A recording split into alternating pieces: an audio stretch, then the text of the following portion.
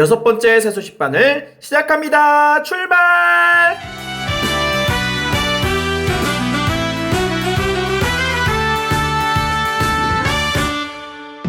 오라 오라 새소식반에 주님 너를 사랑하시네. 토요일에 친구 손잡고 와요. 우리들은 너를 환영해. 여러분, 여러분의 말과 행동 속에서 예수님을 전하고 있나요? 만약 여러분이 하나님의 자녀라면 여러분의 마음을 아프게 하고 괴롭히는 친구들에게도 예수님의 사랑을 전하기를 하나님은 원하세요. 우리 그럼 율동과 함께 찬양해 볼까요?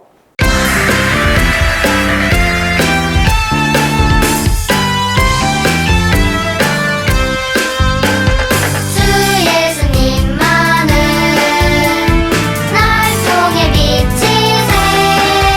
나의 행동 속에서 나의 언어 속에서 주님을 나타내세.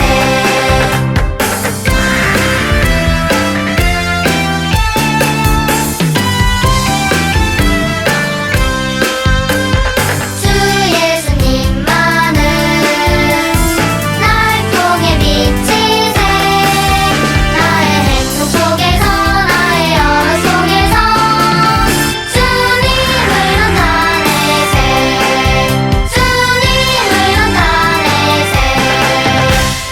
여러분, 미소 짓는 얼굴에 축복하다라는 단어와 찌푸린 얼굴에 박해하다라는 단어가 있어요. 여러분은 이 단어들이 잘 어울린다고 생각하나요? 안 어울리죠? 그런데 이 정반대의 단어들이 성경에 한 구절에 함께 나온답니다. 오늘 말씀을 통해 알아볼까요? 살아계신 하나님의 말씀, 로마서 12장 14절 말씀. 너희를 박해하는 자를 축복하라. 축복하고 저주하지 말라. 로마서 12장 14절 말씀. 아멘. 축복하다는 무슨 뜻일까요? 그건 다른 사람에게 친절을 보이는 거예요. 박해하다는 무슨 뜻일까요? 그건 말이나 행동으로 해를 끼치는 거예요. 보세요. 친구를 향해서 다른 사람들이 손가락질을 하고 있어요. 하나님은 여러분을 괴롭히는 사람들에게 어떻게 하라고 하셨나요? 친절하게 대하고 축복하라고 말씀하셨는데 그렇게 할 수 있나요? 힘들어요. 우리 친구들의 힘으로 할 수 있을까요? 아니에요. 바로 하나님께 기도할 때 그 사람들을 용서하고 친절하게 대할 수 있는 힘을 주세요. 여러분이 예수님에 대해 전하다가 다른 사람들에게 괴롭힘을 당할지도 몰라요. 그럴 땐 하나님께 기도하세요. 하나님, 제가 저 사람들을 미워하지 않게 도와주세요. 저 사람들도 예수님 믿게 해주세요. 오늘 배운 하나님의 말씀을 선생님과 같이 동작과 함께 반복해 볼까요? 박해하다, 저주하다라는 말이 나오면 이렇게 손가락질을 해요. 축복하다라는 말에는 기도를 해볼까요? 그리고 너희를 할 때는 두 손을 앞으로, 말라 할 때는 두 손을 앞에서 X. 살아계신 하나님의 말씀, 로마서 12장 14절 말씀.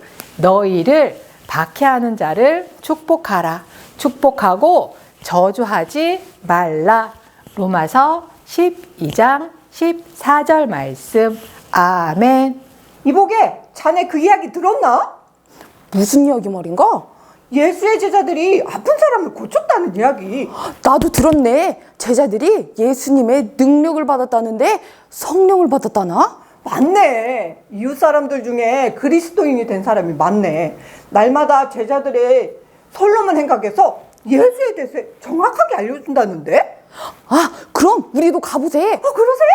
아니, 예수에 대해 말하지 말라고 그렇게 경고했는데도 점점 더 성하는 혼란에 빠지게 하는 예수 제자라는 자들을 이대로 둬서는 안 됩니다. 걱정입니다. 예수가 죽었다 다시 살아났다고 하고 하나님의 아들이라고 하진 않나. 예수 이름으로 병을 고쳐준다고 해서 예루살렘 성환이 정신이 없어요. 예수 이야기를 듣겠다고 성 안에 있는 사람들이 이 일을 안 해요. 대책을 세워야 하지 않겠어요? 예수에 대해 이야기하는 제자들을 감옥에 가둡시다. 좋은 생각입니다. 성령님이 제자들에게 임하셨고 하나님께서는 그들을 사용하셔서 놀라운 기적들을 행하셨어요. 수많은 사람들이 제자들의 가르침을 받고 예수님을 믿게 되었어요. 하지만 이 일을 싫어하는 종교 지도자들은 예수님의 제자들을 체포해서 감옥에 가두었어요. 하지만 그날 밤 천사들이 나타나서 감옥에 갇힌 베드로와 제자들을 밖으로 나올 수 있도록 도와주었어요. 그리고 성전에 가서 계속해서 생명의 말씀을 사람들에게 말하고 명령했어요. 제자들이 다시 예수님의 부활에 대해서 사람들에게 전한다면 분명히 종교 지도자들에게 박해를 받게 될 수도 있어요. 박해하다는 말은 말이나 행동으로 누군가를 괴롭게 하고 해롭게 하는 것을 말해요. 제자들은 박해받을 것을 두려워하지 않았어요. 그리고 다음 날부터 다시 예수님을 알리기 시작했어요. 그 시간 한쪽에서는 유대인들 중에 최고의 힘을 가진 사람들이 모여서 회의를 했어요. 감옥에 있는 예수의 제자들을 당장 데려오라. 죄수들이 사라졌습니다. 감옥문도 꽁꽁 잠겨 있었는데 어디로 사라진 건지 찾을 수가 없습니다. 당신들이 감옥에 가는 그 사람들 성전에 가서 예수 전하고 있던데요? 감옥에 있는 줄 알았던 제자들이 감옥에서 나와서 또다시 예수님을 전하고 있다는 말을 들은 그들은 화가 나서 제자들을 잡으려고 성전으로 달려갔어요. 그런데 이번에는 그들은 아주 조심스럽게 행동해야 했어요. 왜냐하면 예루살렘 사람들이 이미 제자들이 가르치고 또 병 고치는 일들을 너무나 좋아했기 때문에 만약 호위병들이 제자들을 해치려고 하는 것을 보인다면 군중들이 화가 나서 돌을 던질 수도 있었기 때문에 조심해서 제자들을 데리고 갔어요. 예수의 이름을 전하지 말라고 우리가 엄히 명령하지 않았는가? 너희는 너희의 믿음으로 예루살렘을 온통 뒤엎고 예수의 죽음을 우리의 탓으로 돌리고자 하느냐? 유대인인 지도자들은 예수님을 메시아로 받아들이지 않고 예수님을 못 박게 두었어요. 그들이 예수님의 죽음에 책임이 있는 거예요. 그런데 친구들, 예수님이 죽으심에는 선생님과 우리 친구들의 책임도 있어요. 하나님 말씀에 모든 사람이 죄를 범하였음에 맞아요. 우리 모두는 죄인으로 태어났어요. 우리 친구들이 하는 일 중에 죄가 되는 일이 뭐가 있을까요? 부모님께 짜증을 내고 고집 부리고 또 친구를 질투하고 싸우는 우리가 일상생활에서 가끔씩 일어나고 누구나 있을 일 같은 것도 모두 다 죄라고 하나님 말씀하셔요. 친구들이 제가 예수님을 십자가로 보냈고 그 죄를 용서받을 수 있는 길은 오직 예수님뿐이라는 걸 하나님은 말씀하고 계세요. 그 죄를 용서받을 수 있는 길을 마련해 주시기에 예수님이 십자가에 달려 죽어 주신 거예요. 죄는 귓속말처럼 우리에게 조용히 다가와 우리를 죄를 짓게 해요. 죄는 하나님과 멀어져서 예수님을 슬프게 한다는 걸 기억하세요. 종교 지도자들은 예수님이 부활하신 것을 믿지 않았어요. 그렇게 가르치는 것은 더더욱이나 싫어했어요. 설교하는 것을 그만두라고 명령했어요. 하지만 베드로는 담대하게 그들에게 말했어요. 우리는 사람보다 하나님께 순종해야 합니다. 예수님은 죽으셨지만 하나님께서 죽음에서 다시 살리셨소. 하나님께서는 죄를 용서해 주시기 위해 구주로 예수님을 높이셨습니다. 우리는 이 일의 증인들이요. 성령님 역시 그러하십니다. 베드로의 말을 들은 지도자들은 너무나 화가 나서 제자들을 죽일 생각을 했어요. 하지만 지도자들 중에 가장 존경받은 사람인 가말리엘이라는 사람이 그들에게 말했어요. 이 사람들을 괴롭히지 맙시다. 만약 그들이 정말 하나님의 일을 하는 것이 아니라면 우리는 걱정할 필요가 없습니다. 하지만 만약 그들이 하나님의 일을 하는 것이라면 우리가 그들을 멈추게 할 수 없고 하나님을 상대로 싸우게 되는 겁니다. 그래요. 그들은 하나님의 적이 되면 안 되는 것을 그들도 알고 있었어요. 하나님께서 제자들을 처리하도록 놓아두어야 한다고 그들에게 이야기했어요. 그들은 가말리엘의 충고를 따르기로 했어요. 하지만 제자들을 놓아주기 전에 매로 때려서 다시는 예수님을 전하지 말라고 명령한 후 놓아주었어요. 하나님께서는 제자들을 박해에서 구해주지 않았어요. 하지만 고통을 겪을 때 견딜 수 있는 힘을 주신 거예요.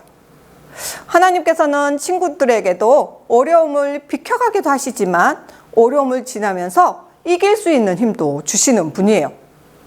친구들의 기도에 하나님께서 그래, 아니야, 기다리렴 하심으로 가장 좋은 시간에 가장 좋은 방법으로 들어주시는 분이에요. 제자들은 매를 맞았지만 낙심하지 않았어요. 하나님은 그들에게 고통 속에서도 용기를 주고 기쁨을 주셨어요. 날마다 제자들은 성자 하나님이신 예수님이 다시 살아나셨고 그분을 믿는 것이 구원받는 유일한 길임을 계속해서 가르쳤어요. 나를 박해하는 사람에게 친절하게 대해야 한다는 건 쉽지 않아요. 그걸 기뻐하기가 쉽지 않아요.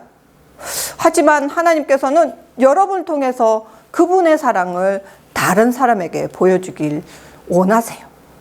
그거를 위해 친구들 기도하면서 당당하게 예수님을 전하는 친구들이 되세요. 아직 예수님을 믿지 않는 친구들이 있나요? 하나님은 여러분도 사랑하세요. 그래서 예수님을 보내주신 거예요. 하나님께서 거룩하신 것 같이 예수님도 죄를 지은 적이 없으세요.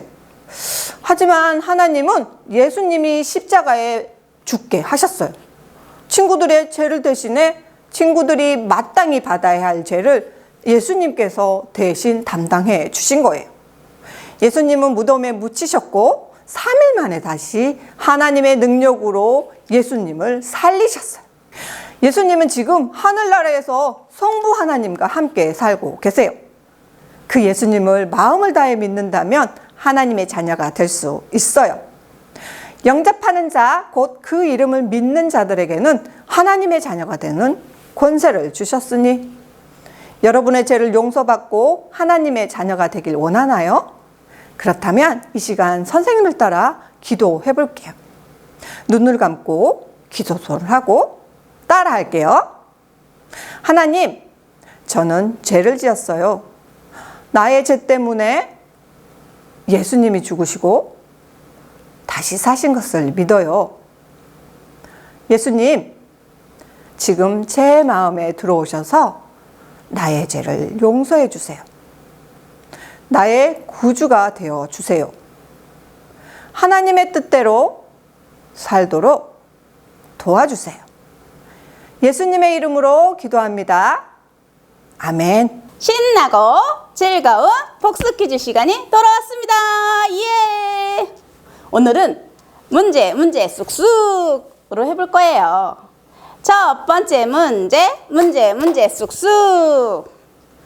종교 지도자들이 베드로와 제자들을 감옥에 가둔 이유는 무엇일까요? 1번, 사람들을 모아놓고 너무 시끄럽게 말해서. 2번, 예수님에 대해서 전하지 못하게. 3번, 헌금을 하지 않아서. 두 번째 문제 쑥쑥. 베드로와 제자들을 누가 감옥에서 나오게 도와주었나요? 주관식입니다. 잠깐!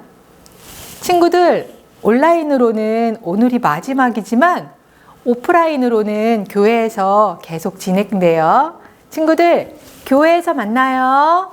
세 번째 문제 쑥쑥. 하나님께서는 우리를 박해하는 사람을 어떻게 하라고 하셨나요? 주관식입니다. 여기까지 문제를 다 풀어보았어요. 정답을 선생님한테 보내주시고요. 안녕.